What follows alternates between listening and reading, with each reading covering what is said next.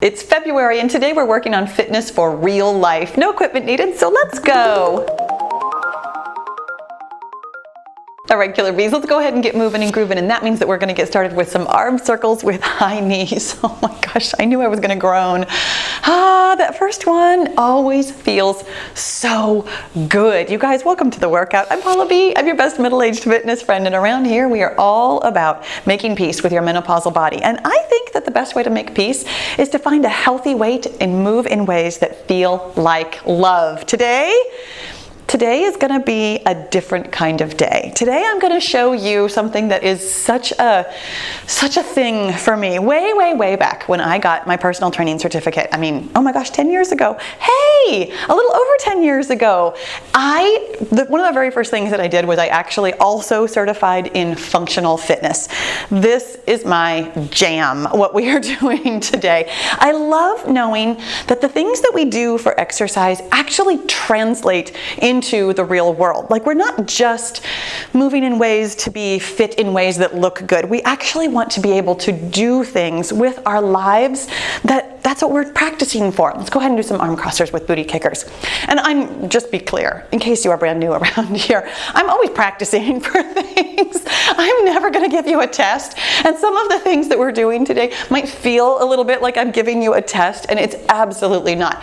What I want you to notice is that some of the things that we do for exercise all the time are actually really functional. And I'd like to show you that some of the things that we need for functional fitness might be things that we need to practice a little bit more. So here's what it looks like today. I've got the handy dandy gym bot set for intervals of 20 seconds. So everything that we're doing, we're practicing in small doses, and thank goodness for it, right?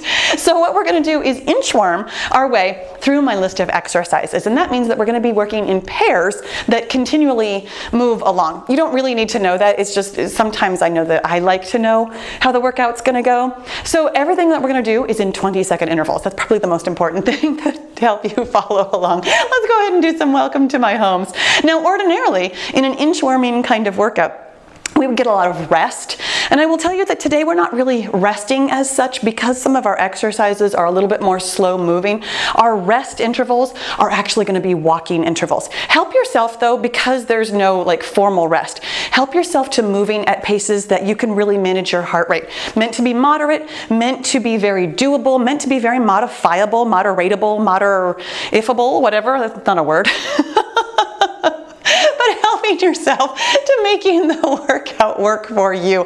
And because of that, I'm actually going to get started with a walking interval. So we're going to start by walking. And the first thing that we're going to do is a windmill tap back, but I want to show you how functional this is. We're going to have our hands out just kind of wide. We're going to have our feet out kind of wide. We're going to reach our opposite hand down towards our opposite foot. While we're tapping that same foot back, I want you to think about reaching for something from a low cabinet. Take the time to make this not exactly cardio-ish, but a little bit more strengthy. Really thinking about reaching for something very low to the ground.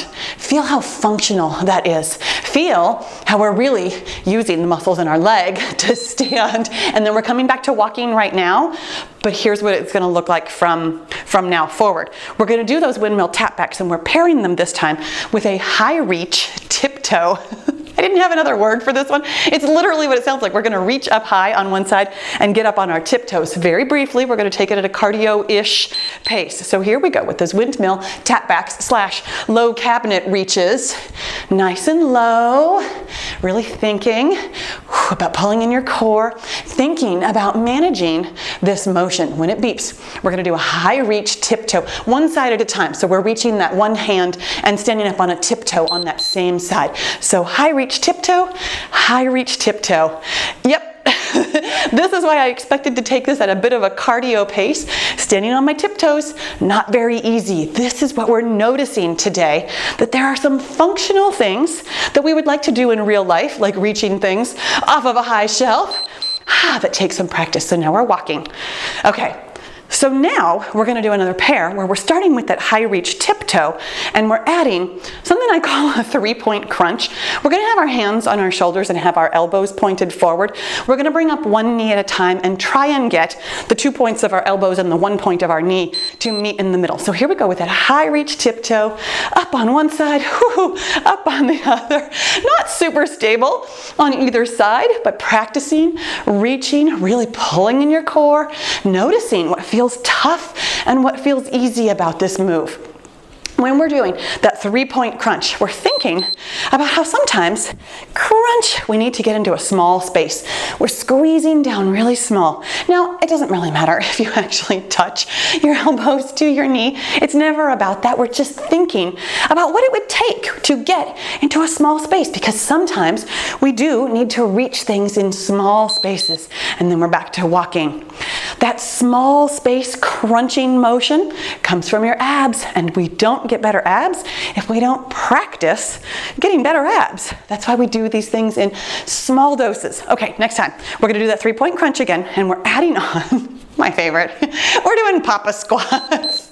So here we go with that 3-point crunch, thinking about small spaces, squeezing and crunching from your middle, squeezing and crunching. Also really doing a little bit of balance work here too. I didn't mention that, but balance is pretty much the most functional kind of thing that we can possibly do. When it beeps, we're doing papa squats. We're thinking about a small child who has something very exciting to tell us.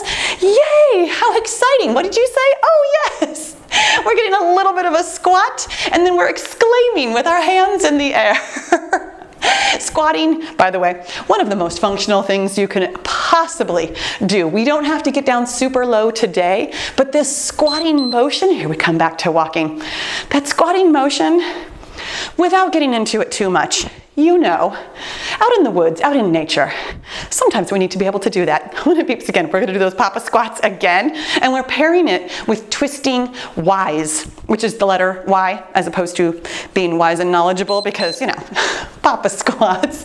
Looking down, oh, you said something very exciting. That's so wonderful. Thinking about how many times in our lives we do need to get down a little bit to be able to see something, to be able to hear something, to be able to reach for something.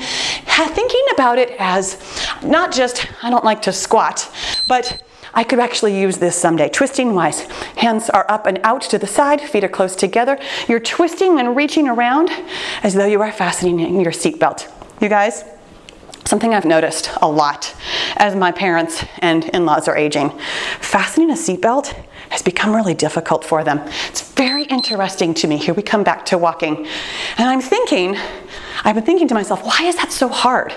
That twisting motion, almost looking over your shoulder, trying to get one arm around you. It's difficult as we age if we don't practice it. That's why we're practicing it now, 20 seconds at a time. Twisting Ys again. So here we go. Feet actually closer together. I was trying to go farther apart. Twisting and reaching around you. Fastening your seatbelt. Our next one, I'm just calling it swinging front step, back step. We're literally going to take a front step and a back step on one side, and then a front step and a back step on the other side. We're thinking about that functional movement of trying to get out of somebody's way really quickly. And then on the other side, get out of somebody's way into the back forward and to the rear. Forward and rear. Yeah, you're right. It's almost like lunges, but we're not lunging. We're just thinking about being agile, being quick on our feet, moving quickly from a forward motion to a reverse motion. When we don't practice that, here we come back to walking. When we don't practice that, we'll just stand in the way. Something will hit us right in the face, right? I mean, I've actually been there where things have hit me in the face. Some of that's an eye-hand coordination thing. But practicing agility is what this is. Practicing being able to move forward and back quickly, forward and back. Here we go with that swinging front step and back step, forward and back. We're going to pair this with another step back motion. Whoopsies, I wasn't swinging on that one. A step back with hands pushing forward. And we're really thinking, for me, thinking about this one is like thinking about trying to push a car. So we're stepping back and pushing forward. Stepping back and pushing forward. Really engaging your abs, really thinking as though there's something forward in front of you to push on. Squeezing from your big back muscles to get some power in that push. This to me is moving furniture, pushing a car that has stopped and run out of gas, coming back to walking. Thinking about how you might use a pushing motion in your life can really help you, I don't know, kind of enjoy this sort of work. So when it beeps again, we're going to do that step back with the hands pushing forward, and we're pairing it with something that I call close squat swing. So here we go with both hands pushing forward, one foot stepping back, thinking about pushing back and pulling forward at the same, or rather pulling back and pushing forward at the same time. Really changes where your center of gravity is. Really helps you think about helping your center of gravity by pulling in your core. Close squat swings, we're gonna have our feet close together. We're gonna reach down to one side, we're gonna hang the laundry, and then we're gonna reach down to the other side and hang the laundry. Being able to twist while squatting and then have hands up overhead. Very functional movements, my friends. That little bit of a twist, that little bit of a squat, these are movements that we can practice, and back to walking. These are movements that we can practice and use in real life for the rest of our lives. You guys, that was the whole circuit. When it beeps again, we're going to do those close squat swings again, and we're going to pair them with those windmill tap backs. So we're coming back around. You've seen it all. You've seen all the different things that we're doing. Here we go with close squat swings, doing your laundry, reaching in the basket, hanging it on the line, reaching in the basket, hanging on the line.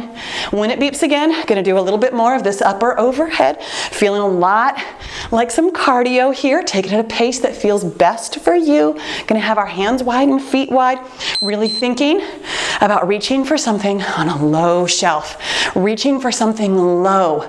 It's a bit of a squat, almost a single leg squat. A bit of balance, standing on one foot, having the other foot behind you. A little bit of reaching, having that hand reaching down low. A little bit of everything at a time, coming back to walking. By the way, walking, one of the most functional exercises in the world. This is the basis for almost everything else we do. When it beeps again, almost it rings, that was weird. When it beeps again, we're gonna do those windmill tap backs, and we're pairing them with the high reach tiptoe. So here we go, hands are wide, feet are wide. Reaching down low, getting something out of a low cabinet. One of my least favorite things to do, honestly. I have some very high cabinets in my kitchen, and I have some very low cabinets in my kitchen, and I try really hard to keep everything right in the middle. But we're going to practice that high reach tiptoe coming up next. So high reach tiptoe on one side, high reach tiptoe on the other. Can you slow it down this time? And really stand on that tiptoe for a second, maybe two, just a little bit of hang time. It's getting easier. I'm a little bit more warmed up. I'm a little bit more balanced, a little bit more focused on my body where it is in space and time. Here we come back to walking. And that was the last time no, it's not. We're doing that one again. That was the last time we had to do the windmill tap backs. We're going to do the high reach tiptoe one more time. So this does give you one more chance to practice that high reach, that little bit of hang time, and where your body is in space and time. Different balancing on a tiptoe than balancing on your whole foot. When it beeps again, we're doing that 3-point crunch. Hands on your shoulders, elbows pointed forward, meeting or not, your knee in the middle. Excellent job. Thinking about pulling this work up into your abs, and now really into your abs for this 3-point crunch. That was the last time that we had to do that high reach tiptoe for today. It makes you want to practice some of this stuff outside of a workout though, right? Next time you've got something on a high shelf that you actually could reach. Maybe don't get unless it's breakable, but maybe don't get the step stool. Here we come back to walking. Maybe don't get out the step stool and see if you can reach on your tiptoes. Again, if it's not breakable and not going to fall on you. When it beeps again, we're going to do that 3-point crunch, and we're pairing it with the papa squats again. I think this is probably my favorite pairing of them because I really like this 3-point crunch. It feels very doable to me in a way that I can't quite articulate. I like just a single crunch forward for some reason. And the papa squats, I love papa squats. Partly partly because it's a hilarious thing to call an exercise, and also because I just love squats. I'm a big fan. I know not everybody is, but we're thinking about a small child who wants to tell us something very exciting, and it feels very different, doesn't it, when you think about how you might use this in real life? It's not just, oh, I don't like squatting. It's, oh, I want to be able to hear when my grandchildren are telling me something exciting. I want to be able to get up and down from that semi-squatted position. And here we come back to walking. This is why I love functional fitness. This is why I love thinking about this kind of stuff in this way. Because if we're just exercising to exercise, I gotta be honest, it's not very motivating sometimes. I mean, it's like, well, I'm not gonna wear a bikini in public ever again. Why in the world? Here we go with those papa squats. Why in the world am I working for some kind of bikini body, you know? But when we're working to be able to listen to our grandchildren, when we are working, like our next exercise, twisting Ys, and when we're working to be able to put on a seatbelt, when we're working to be able to stay independent, when we're working to be able to stay on our feet, those are really different motivating factors. Here we go with the letter Y. We're twisting into that seatbelt. You're reaching for, honestly, whatever you can get to. If you can put your hand, all the way around your thigh to the back of your butt, that's what I'm reaching for. I'm not getting it, but that's what I'm reaching for. You're thinking about where that seatbelt would be, a little bit underneath you, all the way to the side. And then we're back to walking. Awesome job. Okay, functional fitness is sweaty stuff, isn't it? I know, but you're doing such a great job. When it beeps again, we're going to do those twisting Ys again, and we're going to do that swinging front step, back step. And I tell you what, this time I'm really going to think about where my foot is landing, because I noticed last time, here we are with the twisting Ys, I noticed last time that I was really losing my balance, and I think I'm going to take a slightly smaller step, and that's what I'm going to encourage you to do, because a big step really does start to feel like a lunge. And if you're not capable of balancing with the smaller step, the bigger step is just going to feel more difficult. So I'm going to take a little bit smaller step forward and back, and then forward and back. There we go. This is the right amount of distance. I knew there was something a little bit off last time. I was just overreaching. This is the thing about finding what's moderate for you, what's modifiable for you, what's functional for you right now. As we practice this more, here we come back to walking. As we practice this more, I'll be honest, that swinging front and back step thing, I don't do that a whole lot. I'm going to bring it around again. Trust me, this will show up in another workout at some point in time. When we practice this, we'll be able to improve at it. When it beeps again, we're doing that swinging front step, back step, and we're doing the step back with the pulling forward. So front step, back step, front step, back step. Find what feels like agility to you. Find where your center of balance is. This is the thing about a swinging forward and backwards like this. This is all coming from your abs. Your foot is flying the entire time. So we really have to think about it. So now we're stepping back, and pushing forward, and yes, that grunt was involuntary, but you are welcome to it. So we're stepping back and pushing forward, and you can actually get some real push out of your shoulders without even having anything in front of you. It's all about engaging the muscles. Right back to walking. You can engage your muscles even if they're not actually resisting something. When it beeps again, we're going to do that step back with the pushing forward, paired with the close squat swings. You were doing such a good job, and this is the end of my list here. So when it beeps, we're doing that step back with the hands pushing forward, thinking about moving furniture, helping a friend, helping your own furniture move, pushing a car if you run out of gas, which I hope to never do in my life. I should really knock on some kind of wood. I have never, but I'm also one of those people I'm one of those people that when my car gets below like half a tank, I'm right at the gas station when it beeps. We're doing those close squat swings, picking up laundry, hanging it on the line, picking up laundry, hanging it on the line. It's not a full squat. We're not trying to get all the way down. You're thinking about pushing your hips back while twisting to the side. It's a twisting squat, which makes it doubly functional because we're working on a couple of different movements at a time. We're right back to walking. Now here's the thing. We're back to walking right now. Then we're going to do those close squat swings all by themselves.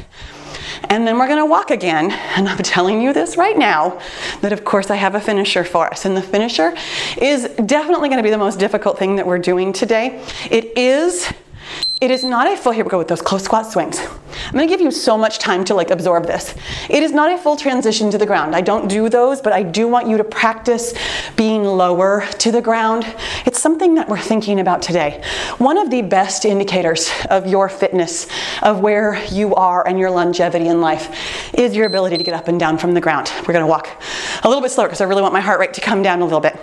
We're gonna pretend like we're tying our shoes.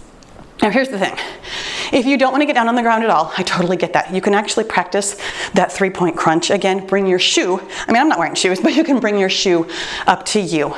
I am going to come down on the ground on my knee. So I'm stepping back, tying my non-existent shoe, and standing back up and wobbling, because that's what it looks like.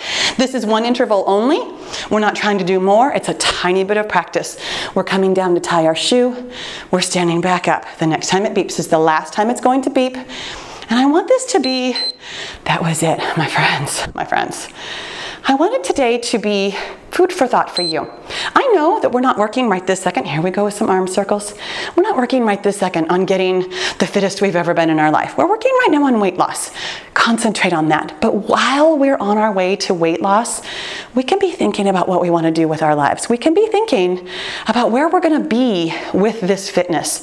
Because make no mistake about it, even though you're focused on losing weight, you are gaining fitness by being here every day. We are gaining skills. We are gaining coordination. We're practicing our balance. We're getting our heart and lungs in order. We're getting our muscles and our bones stronger. We're getting all kinds of fitness gains while we are losing weight. And so thinking about, what do you want to be able to do? That can be incredibly motivating on this journey. Let's go ahead and open it up nice and wide. Oh, my friend, what a great job you did. Close it up. Give yourself a hug and a pat on your back. Doesn't that feel good? Good and empowering, maybe a little shocking, some of the things that felt easy and some of the things that didn't. I've got an extended cool down for you here on screen so that you can really cool it down and kind of mull over where exactly you'd like to see your fitness take you. And if you need a couple reminders about what we're doing right now about losing weight, here on screen, I've got the information for you, the 5-0 method, the 5 things that we do every single day so that we can get to that healthy weight and move in ways that feel like love, my friends. Make sure you click the subscribe button, and I'll see you tomorrow.